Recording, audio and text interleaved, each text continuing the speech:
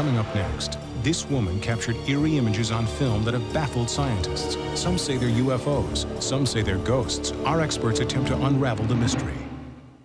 Almost every time Massachusetts housewife Stella Lansing takes a picture, she gets unexplained images on her film. Using any type of camera at all, with any type of film or videotape, Stella Lansing records what appear to be images from another dimension. We've all had strange things show up on our pictures. Glitches, scratches, strange patterns of light and shadow. Weird images are bound to show up every once in a while. But researchers in the field of paranormal photography believe some of these photos are actually a window to the supernatural. For 30 years, Stella Lansing has captured bizarre anomalies on film and videotape. Nearly every single time she takes a picture or shoots home movies, strange images appear. Here, a severed arm mysteriously floating in front of this woman's head. Strange facial lesions mark her own self-portrait. A mysterious monk appeared while she was taping a television special about Queen Elizabeth. There's a series of unique clock-like images that defy cinema and time logic, and were unheard of in the field of paranormal photography, until now. I probably didn't realize that it was any kind of a gift or anything in the beginning. I was just trying to get proof of what I was seeing. I tried with every kind of camera I had, and as this went along, I asked someone if only I had a movie camera, and they let me borrow theirs, and that's when I started to get my very first nighttime sighting. There is usually a rational and mechanical explanation for what produced a given image on the film, as opposed to a supernatural answer. The idea that Stella was experiencing more than just mechanical failure first occurred to her while shooting these high-tension wires near her home in Massachusetts. Suddenly, this burst of light came off of the knoll where I was just facing there and shot up.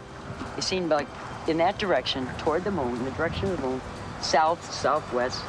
And as it did, all these multicolored lights were flashing. And that's when I got this object that looks like arms sticking out.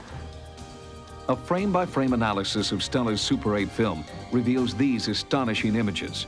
A group of 4 men, which photo experts have named the occupants. In the 20 years since this Super 8 image was captured, photo analysts have debated its authenticity. I took the footage of the occupants to the Brooks Institute, the prestigious photography study center in Santa Barbara, California. What could affect a photographic negative like that? A stray light entering from a small hole near the camera lens, possibly some kind of after effect when the film was taken out of the camera, some kind of a very fine, hard, and short light strike that produced those patterns. 8mm motion pictures are so small, frame by frame, that it's virtually impossible to fake them without a sophisticated laboratory and animators. You'd have to run a Walt Disney studio to do it. A person like Stella Lansing could not do it. Even more mysterious than Stella's Super 8 image of the occupants is what happens when the film is transferred to videotape. Then, unidentified voices suddenly appear.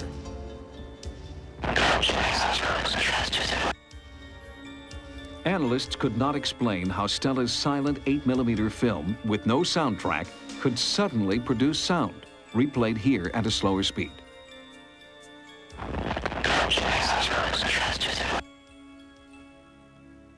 With no technical knowledge of photography herself, Stella searched for someone who could explain the images in her photos. Dr. Bertold Schwartz, noted psychiatrist and author, took her case and has been studying Stella Lansing for 21 years. When I first met Stella, I became more and more curious, because here is a human being that gets these things, the kind of things you read about in the paper, but is seldom documented as one would prefer. In fact, it was Stella's meticulous records that set her apart. For 30 years, she had kept detailed logs of all her photos and films. As one went over the notes that she had laboriously collected through the years, she'd write on the film boxes, she'd write on scraps of paper, she'd collect clippings, and you put it all together, the story seems to hang together. And we have to ask the question, how do we explain it? Questions and questions and questions, but then it becomes fascinating, a real mystery of the first order. Some of Stella's most bizarre images are referred to as the clock series, images captured on film that surround such things as airplanes and church steeples, appearing at night and during the day. Strangely, when the single lights of the clock formations are enlarged, they reveal spacecraft-like images. And even more astonishing, these so-called spacecraft extend beyond the edge of the film frame. It overlaps the frames. Indeed, the time-space barrier is smashed in some way by this housewife. Rand, the clockwork patterns on Stella's photographs, what do you make of them? I can find some rationale in calling them a mechanical problem in the camera. Some of the consistencies from frame to frame indicate that the exposure was produced not in the camera, but somewhere as a light leak entering the camera, or some other pattern. The pattern appears to be very similar, but not always the same. But Stella Lansing still got the clock-like formations when she used 6 different cameras, 2 different types of film, inside, outside, in daylight, and at night, in 5 different states. She even succeeded when her camera was switched for another at the last moment. So could Stella Lansing be somehow affecting her films subconsciously? To find out, Dr. Schwartz has subjected Stella to psychiatric evaluations and brainwave analyses.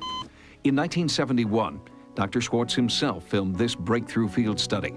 He and Stella journeyed from Springfield, Massachusetts to Munson Hill, to the power lines where Stella first photographed the occupants. Stella's saying, oh, they're going to come, they always do. And by golly, we see these 2 orange or reddish-orange globes. First there's 1, then there's 2, they're blinking, they seem to hop around. Aim my camera at it, I hope I'm capturing this, I don't know. What does this mean?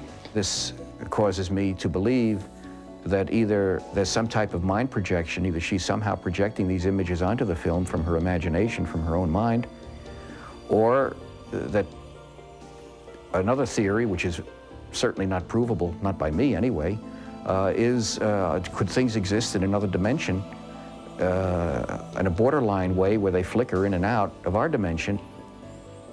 21 years later, we accompanied Stella to Munson Hill, the site of her original photo expedition. We wanted to see if Stella would get the same paranormal images under our own controlled conditions. There's some kind of interaction here. Whatever it is, I don't know what it is, but for some reason, it's just like when I'm driving, I seem to know where to look. I mean, I don't have eyes in the back of my head, but I seem to know when to look somewhere, and I look like that, and there it is. Stella also took still photos of our Sightings producer and camera crew, and surprising results occurred at the Palmer Photo Lab, where Stella's film was developed. The first thing their technician ruled out was light flare. This is what's interesting right here. This seems to have solidity to it here. It's almost an oval shape. And right here also has the same thing. That is really strange. It has all the attributes of classic camera flare. But all the light was behind Stella, not behind the subject. There appears to be some sort of a light source just breaking over her shoulder. But it would be visible to the naked eye. It would be like a flashbulb or something. It could have been a very transitory event, very short in duration, where the human eye and brain in combination just didn't recognize it, but the film did for whatever reason. I believe in what I'm doing, and I know there's something out there, and nobody can tell me it isn't. Debate continues on what is actually appearing in Stella's films. We'll keep you updated on the results of future investigations.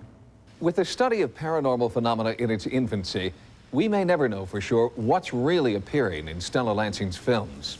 Are the images ghosts, UFOs, or some unexplained byproduct of Stella's own mind?